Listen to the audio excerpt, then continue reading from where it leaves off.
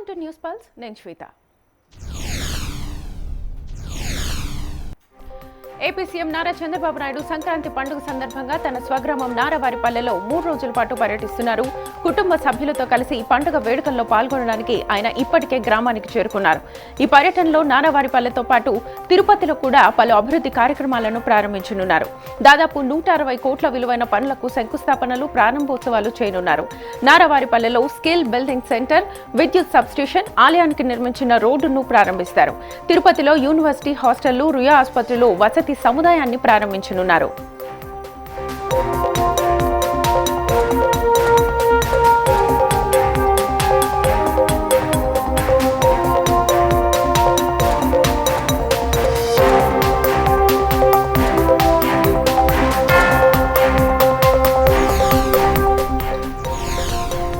కాకినాడ జిల్లా సార్లంకలో జరిగిన అగ్ని ప్రమాదంలో 38కి పైగా తాటాకు ఇళ్లు పూర్తిగా కాలిపోయాయి. ఈ ఘటనపై సీఎం చంద్రబాబు నాయుడు తీవ్ర దిగ్భ్రాంతి వ్యక్తం చేశారు. సంక్రాంతి పండుగ సమయంలో ఇలాంటి ఘటన జరగడం బాధాకరమని అన్నారు. బాధితుల పక్షాన నిలుస్తూ మంత్రులు, అధికారులతో సమీక్షా సమావేశాన్ని నిర్వహించారు. బాధిత కుటుంబాలకు వసతి, ఆహారం వంటి సౌకర్యాల్ని వెంటనే కల్పించాలని ఆదేశించారు. వారికి కొత్త ఇల్లు మంజూరు చేస్తామని తెలిపారు. తక్షణ సాయంగా ఒక్కో కుటుంబానికి 25,000 అందిస్తున్నట్లుగా అధికారులు సీఎంకు వివరించారు.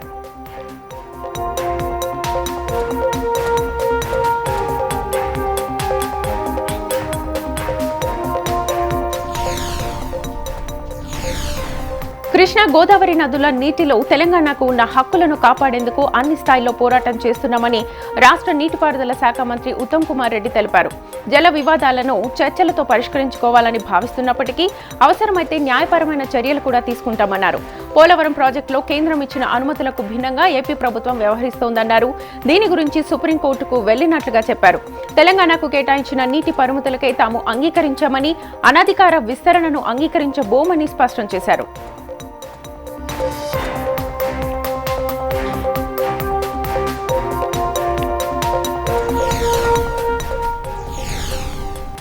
తెలంగాణలో మున్సిపల్ ఎన్నికల కోసం బీసీ డెడికేటెడ్ కమిషన్ తన నివేదికను ప్రభుత్వానికి సమర్పించింది.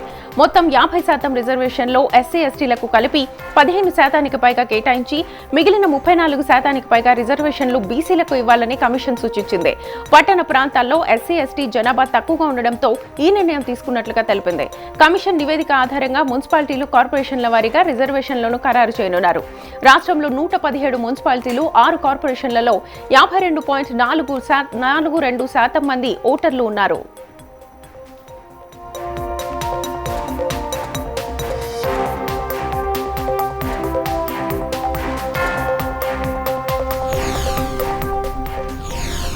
గురుగ్రామ్లో తీవ్రమైన చలితో ప్రజలు వణికిపోతున్నారు. సోమవారం ఉదయం అక్కడ ఉష్ణోగ్రత 0.6 డిగ్రీల సెల్సియస్కు పడిపోయింది. ఇది గత దాదాపు 50 ఏళ్లలో నమోదైన అత్యల్ప ఉష్ణోగ్రతగా నమోదైంది. ఢిల్లీలో కూడా మంగళవారం కనిష్ట ఉష్ణోగ్రత 3 డిగ్రీలుగా నమోదైంది.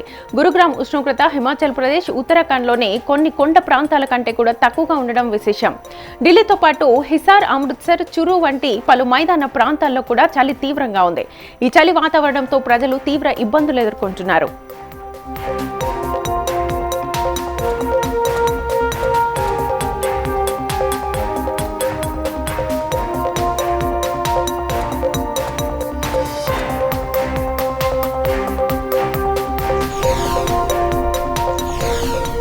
ఇరాన్లో 2 వారాలుగా కొనసాగుతున్న నిరసన దేశాన్ని తీవ్ర సంక్షోభంలోకి నెట్టేసింది. ఆర్థిక సమస్యలతో మొదలైన ఈ ఆందోళనలు ఇప్పుడు ప్రభుత్వానికి పెద్ద సవాల్గా మారాయి. నిరసనలపై కఠిన చర్యలు తీసుకోవడాన్ని అమెరికా అధ్యక్షుడు డొనాల్డ్ ట్రంప్ తీవ్రంగా తప్పుపట్టారు. ఇరాన్తో వ్యాపారం చేసే దేశాల మీద 25% టారిఫ్ విధిస్తామని హెచ్చరించారు. మరోవైపు ఇరాన్తో యుద్ధానికైనా చర్చలకైనా సిద్ధమని తెలిపింది. ఈ నిరసనల్లో ఇప్పటి వరకు 600కు పైగా మంది మృతి చెందినట్లుగా మానవ హక్కుల సంస్థలు తెలిపాయి. నిరసనల నేపథ్యంలో ప్రభుత్వం ఇంటర్నెట్ను నిలిపివేసింది.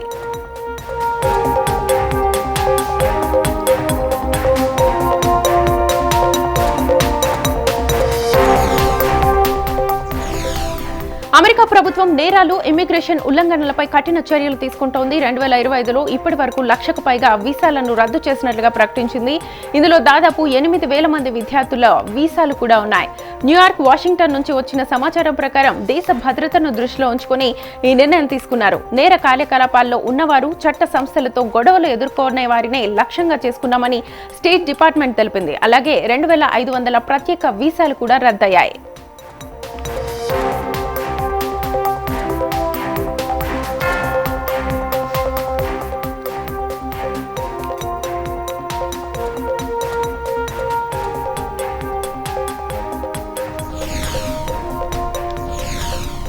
ఇరాన్లో కొనసాగుతున్న నిరసనలు ఇప్పుడు తిరుగుబాటు స్థాయికి చేరాయని ఉక్రెయిన్ అధ్యక్షుడు జెలెన్స్కీ అన్నారు. ఇవి రష్యాపై ఒత్తిడిని మరింత పెంచుతున్నాయని తెలిపారు.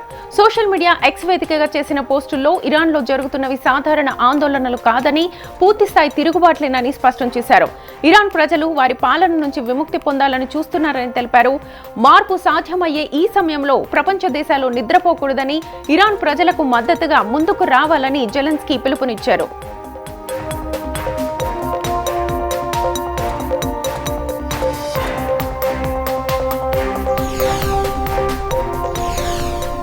ఇస్రోకు అత్యంత నమ్మకమైన రాకెట్ గా పేరున్న పిఎస్ఎల్వి ఏడాదిలో వ్యవధిలో వరుసగా 2 సార్లు విఫలమవడం ఆందోళన కలిగిస్తోంది.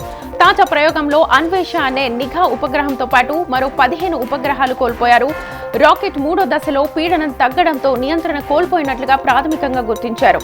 గతంలో ఎన్నో విజయాలు సాధించిన పిఎస్ఎల్వికి ఇది గట్టి సవాల్గా మారింది. ఈ వైఫల్యం వల్ల దేశ రక్షణ, నిఘా సామర్థ్యానికి కూడా నష్టం వాటిల్లింది.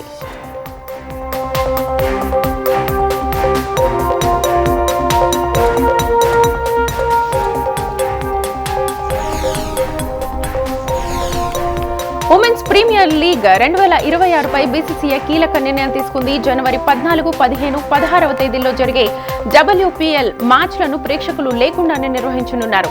జనవరి 15న ముంబైలో మున్సిపల్ కార్పొరేషన్ ఎన్నికలు ఉండడంతో భద్రత కల్పించడం కష్టమని పోలీసులు తెలిపారు. ఈ నేపథ్యంలోనే ఈ నిర్ణయం తీసుకున్నట్లుగా సమాచారం. ఇక నావీ ముంబైలో జీవై పాటిల్ స్టేడియంలో జరిగే ఈ మ్యాచ్లకు అభిమానులను అనుమతించరు.